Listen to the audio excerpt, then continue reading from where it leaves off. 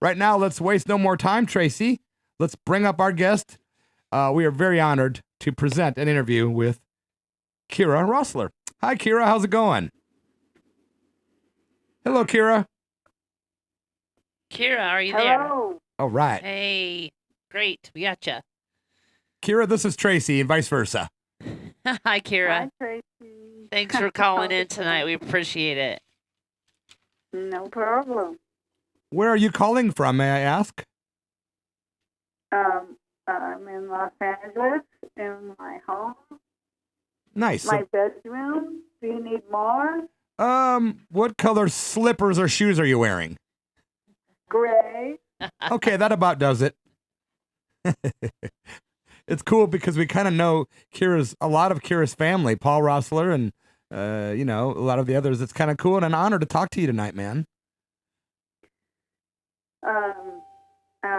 And you, I appreciate you asking me to come on. I hope that I can be as entertaining as my entertaining brother. Entertaining brother. That's a good description for Paul. He is so You're a little quieter than he is. Yeah, he's such a talented cat. He has so many different descriptions, adjectives that I can come to mind when describing Paul. Yeah. And 99% of them are good.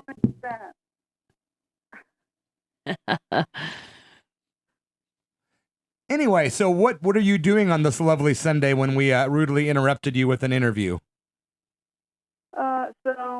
Unusually, I had the weekend off this weekend, so I had a little bit of dinner before the call. We watched a little bit of television to relax. We generally spend quite a bit of time with our dogs, walking and such. We went over to some parks, trying to find some shade because it's a little bit warm.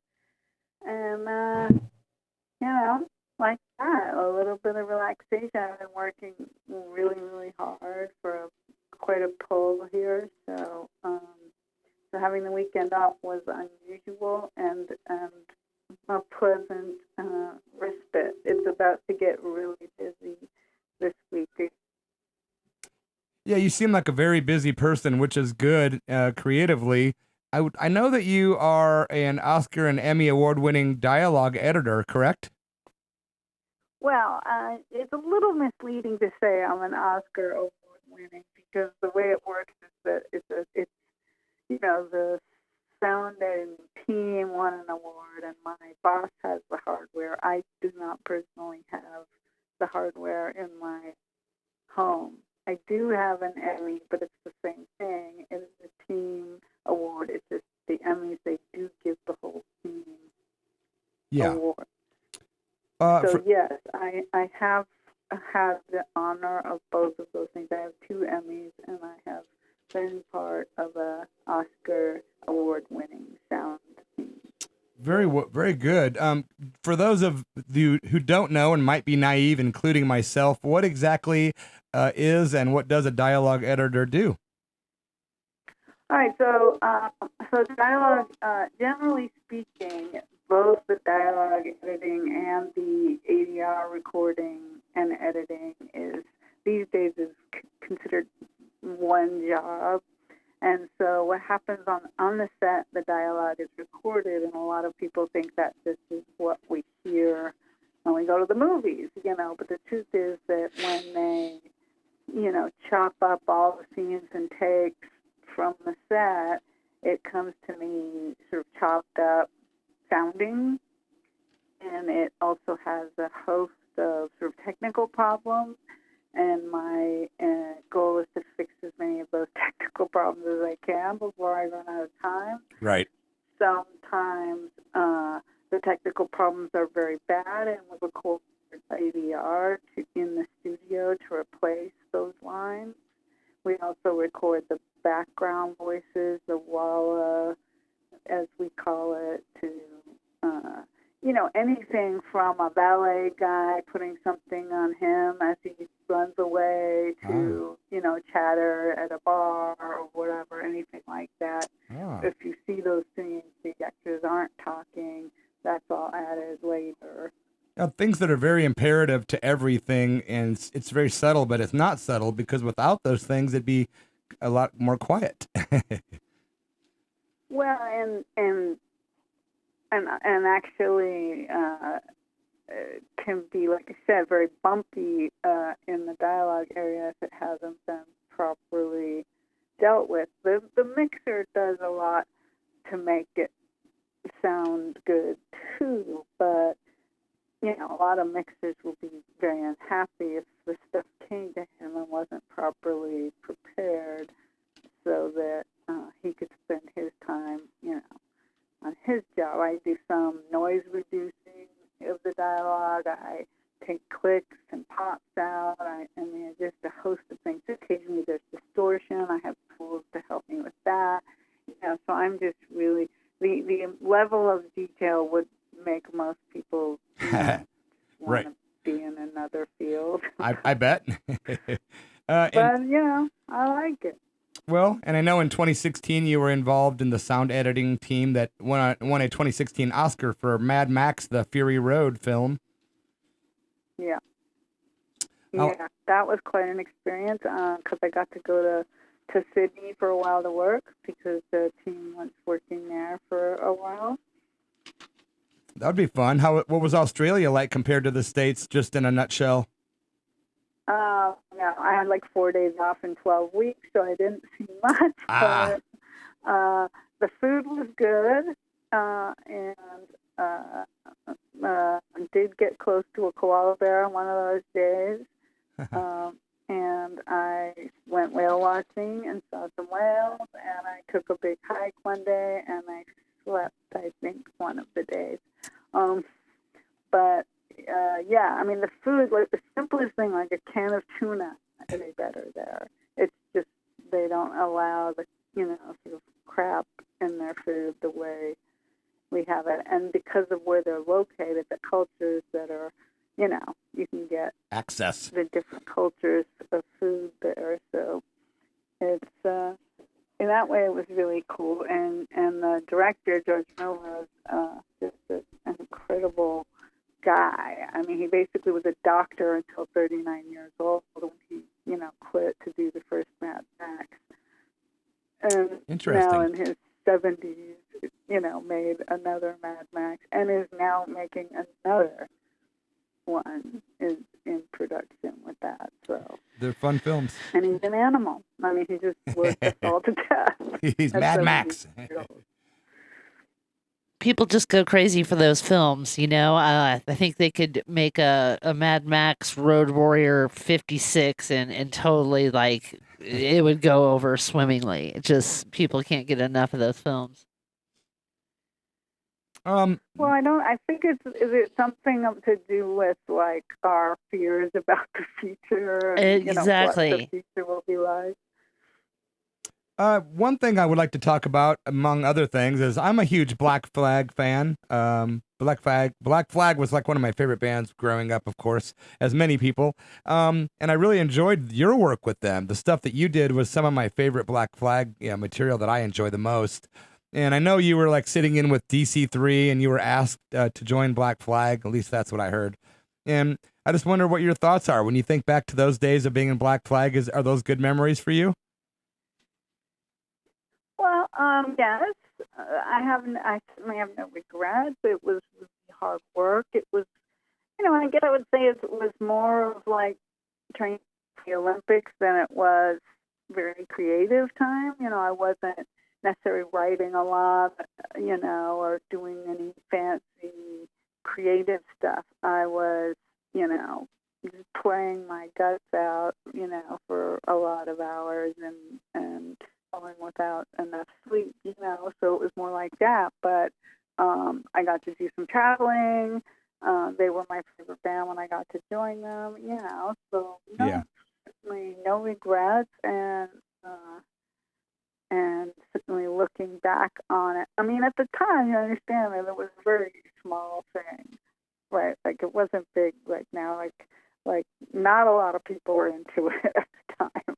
Yeah. Now it's funny because, it is more, get that. But then, not at all. Yeah, it's ironic how some bands just become, with time, become like these big myths, and they just blow up and become like huge. It's strange. Black Flag's like, a really big name in the punk world, even way bigger than like you said, than when you were doing it at the time. It's kind of trippy, Yeah, I mean, we were living on $10 a day per diem and sleeping on people's floors on tour. Yeah. It was Now, hard. is it true that you Black Flag practiced like 8 hours a day, 7 days a week? Well, we practiced 5 hours a day, 7 days a week, Wow. so that we could be strong enough to play 2 hours live. Because live, you're gonna play harder. So to be strong enough to do that, you just had to treat it like that kind of strength and conditioning kind of situation. Yeah, that's hardcore. Great played more. What is your favorite personal Black Flag album? It's hard because, in a way, it's in my head. Because the interesting thing about it in my head was that it was supposed to be an instrumental record, and Henry would sit and listen to us practicing that. When his voice was done, because he would finish earlier than the 5 hours. Like, he'd go the first couple of hours and have to stop, and so he would sit there and and he wrote stuff to these instrumental songs that we were. And so it turned into to my mind, it turned into really some of the songs that were most Henry, speaking from Henry's voice. Yeah. If you listen to that record, it's like, interesting. It really sounds like him, from him, whereas some of the other stuff, especially the sort of, party mentality, that's a more. I'm going to listen to that so differently now. Sorry? I said I'm going to listen to that a lot more differently now.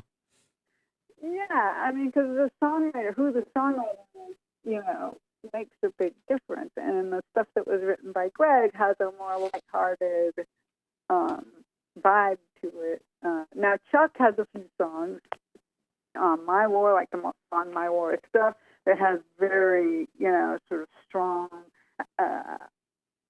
vibe to it, and that was something Henry could really relate to. What a great album, man. Whew. Dig into those Chuck songs like they're his. Yeah, that's My War and Slip It In are just monumental. Like, they're really, really up there on my list of like some of the best stuff. I just love it so much. Well, Slip It In, again, as the, in terms of the actual, like, lyrics and singing, it's very lighthearted and stuff. So, to me, and this is maybe my inside knowledge of Henry, it's not really him. He's playing an act. Ah. Got it. To act like the ladies' man, whatever, like party guy, like that's not him, Yeah. Now the song itself is really, sort of feel good, driving, singing. But anyway, that's my 2 cents. I loved playing awesome. that song, So I'm just not trying to take away anything. It's just not at all. He's the one that you kind of key into emotionally. Another person I'm a big fan of, and he's been on the show before, was your ex musical partner as well, Mike Watt. Mike Watt. I love that guy. What a great bassist. How'd it go? It was really a good interview. He's an intelligent cat that's, I like him. I love him and yourself, in the band Dose. Just, how can you go wrong with any of that stuff? It was so great, Yeah. Yeah, so it was interesting. Are you and Mike still talk these days? Are you guys in contact? Not as much as we once were. Certainly if there's news, he'll drop me a line or I will drop him a line if there's something newsworthy or going on, even, something sad or hard that's going on. I think we think of each other in terms of, sharing that stuff because we did and do have such a long-standing relationship, and those relationships are few and far between. Yeah, so, totally. So, I think that doesn't just go away just because we don't stay in contact as much. At the same time, he's busy and I'm busy, and you got the deep roots. Time does seem to fly by. Yes, it does. The older we get, the more it's so surreal. Yeah. What's your current, what is your current life like? Creatively, do you have like long-term projects you're doing musically or anything otherwise? What's going on now in your, as far as future or right now? Well, again, the work situation has been really, really very intense for like going on a year and a half. It's been kind of nonstop, and there's pluses and minuses to that. You know, I've been, lucky enough to work on some really cool projects, but my time is really chewed up by it. So a lot of my playing happens early in the morning and doesn't really involve anybody but myself because nobody's up at that time of the morning wanting to play music anyway. I have a virtual band that I sometimes send things back and forth to so that they can add elements to, like their leisure, so the internet stuff. Yeah. I do, on occasion, when I finally can, bring some of those elements together and play. I have, believe it or not, probably 2 solo albums worth of stuff that he and I have tinkered with, and it's just not important to me to put that stuff out, and he's like, you should put it out. I'm like, well, the fans. It's about the process of making the music. It is too. It is. I think Tracy has a quick question for you, if you don't mind. Yeah, I bet it's about time. I've been kind of just being quiet over here. I was kind of reading some of your credits. And yes, I'm going to admit it in front of the world that I am a Twilight Saga fangirl. Okay. I noticed that you did that you were did some work with the Twilight Saga and New Moon. I worked on the second movie. Yeah, like that's pretty cool. And then I also noticed that I got to do ADR with both of those people or all 3 of the young people in person. Awesome. That's so cool. And it was pretty cool because the girl, Kristen. Yeah. Kristen. Yeah, Kristen. She was starting to work on the Runaways. Yeah. Jet thing. Yeah. So when she saw my background, she kind of thought that was that comes up in work context because I don't lead with it, but suddenly it might come up. Sometimes people react funny. She really thought that was a cool thing. Oh, I'm sure she did. I know she really got into that part and hung out with Joni a lot, so I'm sure she thought that was pretty cool. Here, one of the questions that I like to end with is, I know you're involved in, in LA and the arts and the whole scene there kind of with music and what you do. If you could go back, say, 30 years and you could go into a completely different type of career, what would it be? If it weren't related to music and it weren't related to movies, what would you say that you'd be doing today? I did have another career, so we have to be clear. I was in the computer field for 11 years in there. Right after I was in Black Flag, I finished college, and then I was a computer programmer, analyst for like 11 years before I got in movies. Well, that's right, because you started applied engineering, right? Right. So are we excluding that from my question? Well, I know you started out there, and I just kind of, I don't know, I thought maybe you might have some, something that you just never had a chance to do, and that, you thought like, I'd like to work with animals, or, just something. My fantasy retirement job is to help my doggy daycare place because my dogs seem to really enjoy it. Awesome! You just won over my heart. We're like animal people. Be a dog walker. I have 3, and they, I pay a fortune to make sure they're taken care of because I'm just not home enough, and I I often fantasize of working for one of these people who are doing that. Because they get to be outside and they get to be with the animals, and because I want to work less hours. Right. Well, that's cool to know. Like, I just kind of like to end with that question and get a little bit of insight into, what people would be doing if they weren't in the so-called business. But Kira, we so much appreciate you calling in tonight. It's been so awesome talking to you. We would love to do it again in the near future, if you're available. And we so appreciate you calling into the Church of Rock. And I know all the fans have enjoyed the interview tonight as well. Very much so. Well, sure, definitely. We'll arrange another one down the road a piece. Sounds so good. Yeah, we appreciate your time and hope to catch you down the road. And thanks for your time again. All right, keep that rock going. Haha, you can count on it. Enjoy that LA weather, Kira. All right, I am. Adios and namaste. Adios.